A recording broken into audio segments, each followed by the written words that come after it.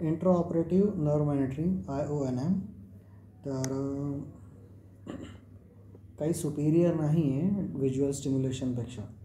हे लोक visually nerve identify करतात आणि तिला स्पेअर करतात. आणि तुम्ही ॲडव्हान्स टेक्निक म्हणून EMG वापरू शकता की बाबा जेणेकरून कळेल की नर्व स्टिम्युलेट झाले की नाही. तर तुम्ही एक प्रोब असतो तो सर्जरीमध्ये वारंवार यूज करणार जेणेकरून नर्व स्टिम्युलेट झाली का तर तुम्हाला EMGवर कळून जाईल. तर 2 मेथड आहेत, इंटरमिटंट किंवा कंटिन्युअस. हँडहेल्ड प्रोब असतो आणि कंटिन्युअस एक प्रोब. कंटिन्युअसमध्ये एक इप्सिलॅटरल वॅगसला चिपकवून ठेवतात ते, आणि इंटरमिटंटमध्ये प्रोब आहे. ठीक आहे. नंतर लॅरिंजियल ट्यूब आहे. इथे तुम्ही जो पार्ट बिटवीन द कॉर्ड्स असतो तिथे कॉन्टॅक्ट सरफेस आहे, इलेक्ट्रोड आहे, तो रिस्पॉन्स मेजर करतो. हे तुम्ही अटॅच करणार याला मॉनिटरला. ऑडिटरी आणि व्हिज्युअल सिस्टमलाच तुम्हाला कळणार. तर न्यूरोमस्क्युलर ब्लॉकिंगमध्ये मसल पॅरलाइज झाली असेल तर दाखवणार नाही, त्याच्यामुळे विदाऊट मसल रिलॅक्सेंट करावं लागतं. तर 2-3 ऑप्शन आहेत तुझ्याकडे. आहे तर स्कोलिन वापरा, नाहीतर न्यूरोमस्क्युलर ब्लॉकरचा पहिला डोस द्या आयडियली, कारण की त्याला डिसेक्शन करून तिथपर्यंत पोहोचायला पाऊण तास 1 तास होऊनच जातो. तर काही प्रॉब्लेम नाही आहे, ड्रेपिंग करून सगळं करून. किंवा रॉक आणि मग सुगामाडेक्स द्या. ॲनेस्थेटिक एजंट्सचा काही फरक पडत नाही इंट्रा ऑपरेटिव्ह न्यूरो मॉनिटरिंगवर. दिस इज व्हेरी टिपिकल, कारण की पेरिफेरल नर्व आहे. कारण की तुम्ही नर्वला डायरेक्ट स्टिम्युलेट करताय ना, तुमचा ब्रेनपर्यंत जाण्याचा किंवा स्पायनल कॉर्डचा काही संबंधच नाही आहे. तर तिकडे आपण प्रोपोफॉल देतो, टिवावर कन्वर्ट करतो, प्रोपोफॉल देतो, मसल रिलॅक्सेशन देत नाही, आणि फॅन्ट आणि डेक्झॅम वापरतो. तर इथे पण तुम्हाला तसंच करायचं आहे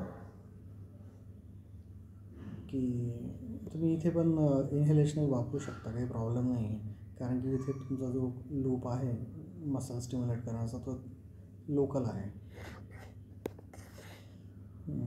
डीप ठेवावं लागेल, पेशंट हालायला नाही पाहिजे.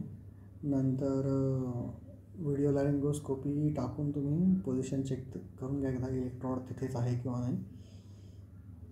आणि एक्सटेन्शन दिल्यावर पण पुन्हा एकदा पोझिशन दिल्यावर पण चेक करून घ्या.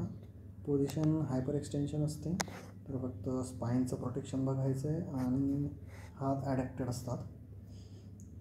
आपण थ्रोट पॅकिंग करतो. Throat packing is for accidental removal एक्स्ट्युबेशनसाठी ट्यूबच्या, किंवा ॲक्सिडेंटली तिकडनं काही इंजुरी होईल तर तोंडात जाईल. आणि दुसरा एक आहे की फक्त स्टेबिलिटीसाठी ट्यूबच्या. Otherwise throat packing is not ideally warranted in thyroid surgery. ठीक आहे. इंट्रा ऑपरेटिव्ह काय प्रॉब्लेम येऊ शकतो? एअरवे रेझिस्टन्स वाढेल, ॲक्सिडेंटली एक्स्ट्युबेट होईल, किंवा थायरॉइड क्रॉसेस होईल. हे बघितलं आहे आपण. हायपर एक्सटेन्शन हे पण बघितलं आहे. एअरवे रेझिस्टन्स सर्जन स्वतः दाबतो आहे ट्यूबला, किंवा ट्यूबच्या खाली पण रिट्रोस्टर्नल असेल तिथे दाबेल, किंवा बाय चान्स जर तो इन्व्हेडेड असेल ट्रकियामध्ये आणि डिस्लॉज झाला तर. अदरवाईज मग नॉर्मल प्रॉब्लेम आपली किंकिंग झाली, सिक्रेशन झालं, एंडोब्रॉन्किल झालं, ब्रॉन्कोस्पाझम झालं, जे काही. डे केअर सरळ नाही म्हटलं आहे आम्ही. एअरवेचे प्रॉब्लेम होऊ शकतात एकदम सिलेक्ट केसमध्ये. आता ॲब्सोल्यूट कॉन्ट्राइंडिकेशन कुठंच देता येत नाही कुठल्या गोष्टीला. पण thyroid is not day care. Post op काय बघायचं तुम्हाला? डिस्ट्रेस होऊ शकतो.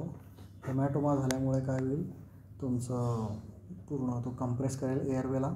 नंतर दुसरं व्हीनस फ्लो पण कंप्रेस करेल, त्याच्यामुळे एडेमा होईल लॅरिंग्सचा आणि पूर्ण एअरवेचा. दोन्ही ठिकाणचा एडेमा होईल, लॅरिंग्सचा पण एअरवेचा पण होईल. जर तुम्हाला वाटतं तर मग प्रायवेटमध्ये सुचर कटर ठेवायचे की पटकन पूर्ण सुचर ओपन केले, प्रेशर रिलीव्ह झाला. अर्ली इंटिबेट करावं लागेल जर डिस्ट्रेस वाटलं तर. नंतर रिकरंट लॅरेंजियल नर्व डॅमेज होऊ शकते. नंतर डायनॅमिक 50% जास्त तुमचं ऑब्स्ट्रक्शन म्हणजे ट्रकिओमलेशिया होऊ शकतं.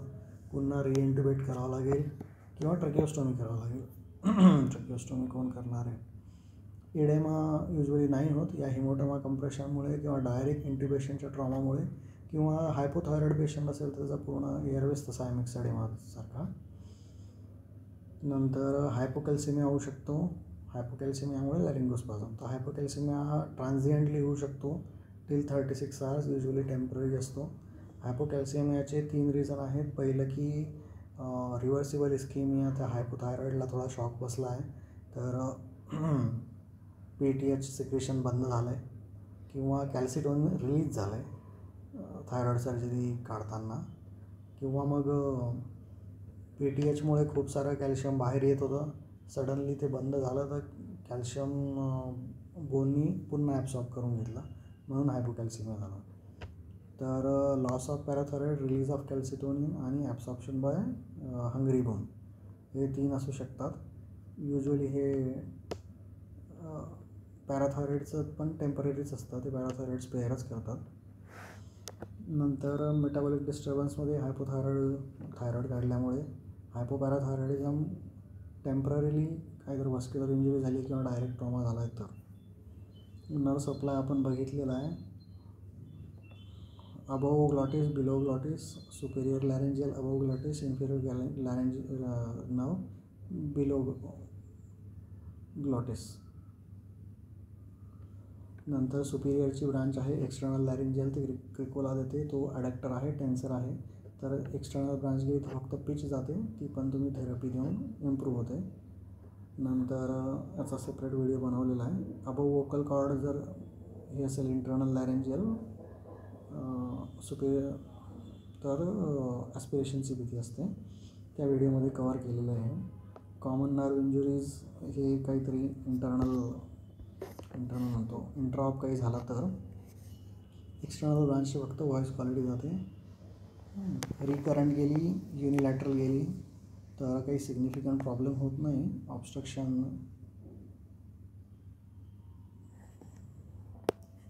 नाही होत, वीक कफ होतो. आणि आपण बघितलं की एक्सटर्नल आहे, ॲडॅक्टर आहे, त्याच्यामुळे पॅरामेडियन नाही होत, ती न्यूट्रल पोझिशन नाही होत, पॅरामेडियन येऊन थांबते.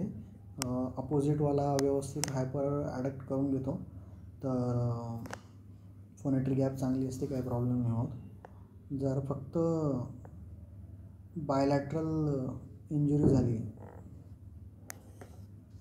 बायलॅटरल रिकरंट लॅरेंजियल नर्व रेअर एकदम, तर रिकरंट लॅरेंजियल नर्वच ॲबडक्टर आहे, तर दोन्ही साईडचे ॲबडक्टर होते तर कंप्लीट ग्लॉटिक क्लोजर होईल, तर इमिजिएट ट्रॅकिओस्टोमी करावं लागेल, रेअर आहे.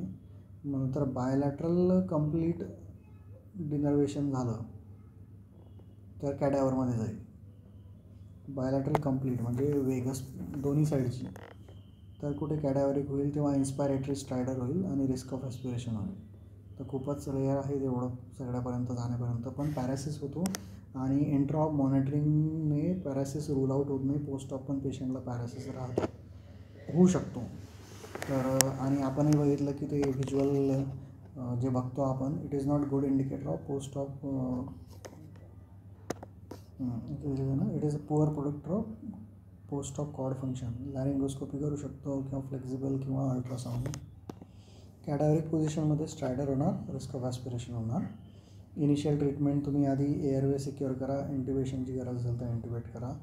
रिव्हर्सिबल इंजुरी असेल तर IV स्टेरॉइडने होऊन जाते आणि इथे लेट रिकव्हरी पण पॉसिबल असते, त्याच्यामुळे युजली करेक्टिव्ह प्रोसिजर कोणी लगेच करत नाही, ते पॅरासिस होतो, पुन्हा रिकवर होतो. एक्स्ट्युबेशनचा ट्रायल द्या above with airway exchange catheter, त्याच्याने नाही झालं तर मग ट्रॅकिओस्टोमी करावं लागेल.